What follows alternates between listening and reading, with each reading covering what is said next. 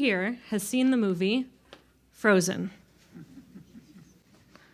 Most hands, not all hands. So I am going to warn those of you who have not seen the movie, which has been out for a long time, there will be a fairly major spoiler in this sermon. Just if you need to walk away, now's the time. I do recommend the movie. It's great. So, Frozen, at the beginning of the movie, we meet a couple of princesses, Elsa and Anna. That's right. I knew this would be a hit. We meet Elsa and Anna, and they're going to have a party. And they're going to invite everyone into the palace. They're going to invite the whole community. And Anna meets someone very special at this party. She meets a prince. Shocking. And the prince's name is, now you can say it, Hans. She meets Prince Hans. They have a whole love song. It's very sweet. They finish each other's sandwiches. That's right. That's what Prince Hans is about to say. That's right. You can come give the sermon. So far, so good. A beautiful love story, great animation, beautiful music. The story goes on, and we find out something very distressing a little later in the movie. It turns out Hans is not such a nice guy after all. Here's the spoiler.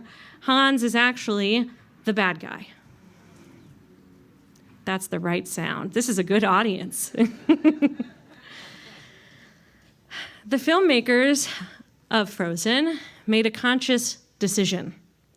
They made a choice about where to bring us, the viewers, into the story. They made a conscious choice in order that we be surprised when we find out. Shockingly, he's the bad guy. If you didn't know this, you have to pretend to be surprised when you do see the movie. Or at least imagine what it would have been like had you not known. The storytellers created the narrative they wanted to create by deciding where we would start. We're going to pause with that thought for a moment. We're going to go to the Torah portion of the week. This week's Parsha is called Parshat Pinchas, named after Pinchas. And I'm going to read to you the first few verses of this week's Torah portion. It says, Adonai spoke to Moses, saying, Pinchas, son of Eleazar, son of Aaron the priest, has turned back my wrath from the Israelites by displaying among them his passion for me, so that I did not wipe out the Israelite people in my passion. Say, therefore, I grant him my pact of friendship. It shall be for him and his descendants after him a pact of priesthood for all time, because he took impassioned action for his God, thus making expiation for the Israelites. Sounds like a pretty good guy. Sounds like he did his priestly job in defending God, and now God wants to make a special pact of friendship with Pinchas. Doesn't he sound great? So far. There's more to the story. If we just look at this week's Torah portion and not last week's Torah portion, Pinchas sounds awesome. One of God's most upstanding priests. But we don't really know what he did, do we? We just know that there's praise, but we don't know what Pinchas did. Well, I'm going to tell you what he did. We learned it last week. At the end of last week's Torah portion, we learn about Pinchas. Actually, we learn about the Israelites. And the Israelites, God's angry with the Israelite men because they are consorting with women who are not Israelite. And God is angry. And in God's anger, God sends a plague against the people. God has some anger issues. And Pinchas is also very upset as one of the priests of God. And so Pinchas goes and kills people to stop them from doing the wrong that they were doing. In order to stand up for what God told us to do, Pinchas does something that God tells us not to do. Pinchas kills. Pinchas murders. This is not so great. So what's happening at the beginning of this week's Torah portion where God is praising Pinchas for making sure that God's wrath was not poured out upon the people? Well, here's the story. We're not really on board for zealotry in Jewish tradition, and the rabbis are very uncomfortable with this story. But the rabbis do not have the capability to remove it from the story. By the time they get the Torah is kind of set in stone, right? They can't get rid of it. So what are they going to do about it? Well, this group of rabbis called the Masoretes had a lot to do with the Torah, but not necessarily in writing the words. But they were in charge of dividing the parshiot, dividing the parshas. Right? They are the ones that when we got Torah didn't tell us, oh, this is Parshat Balak, and this Parshat Chaye Sarah. This was up to the rabbis to delineate. And so they made a conscious choice. They chose to split Pinchas's story into two parts. It doesn't make much sense. Last week's Torah portion is called Parshat Balak. It tells my favorite story of Shrek in the Torah, the talking donkey. And this week's Torah portion is called Pinchas, and it should be about Pinchas. So why is the story of Pinchas actually split in two across the two Torah portions? Well, the rabbis were so uncomfortable with the way Pinchas's story is told. They are so uncomfortable with the rewards he is given for zealotry, which they know is dangerous.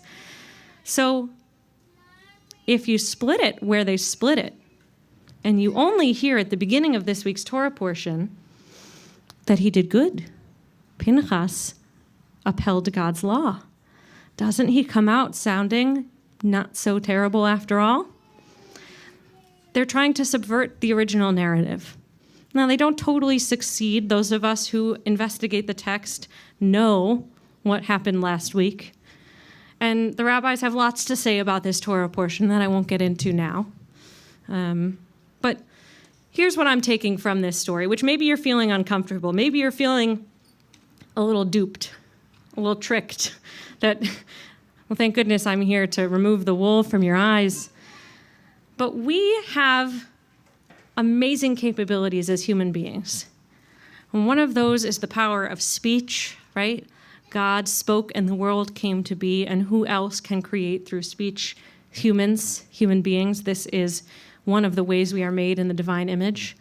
But we also have the ability to create beginnings and endings. We have the ability to create narratives, to decide. Now, there's this concept, not a Jewish concept, called tabula rasa, right? Tabula rasa is this idea that our minds are born into this world as a blank slate, the cleanest possible beginning. This is not actually very compatible with the Jewish idea of how we come into the world, because according to Jewish tradition, we are each born with a soul. And while our bodies may be new, our souls are very, very, very old. And our souls have been with Jews and Jewish tradition since the beginning of time. And all of our souls were at Sinai, even if our bodies and our minds don't remember it. So tabula rasa does not exactly fit in with Jewish tradition. But Judaism does have something to say about our control over beginnings and endings. Here's the Jewish version. I'm going to say a word, and I don't want anyone to panic.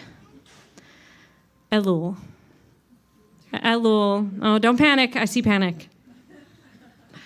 Elul is the Hebrew month that precedes the High Holy Days. And yes, you can come complain to me afterwards that I said High Holy Days in July.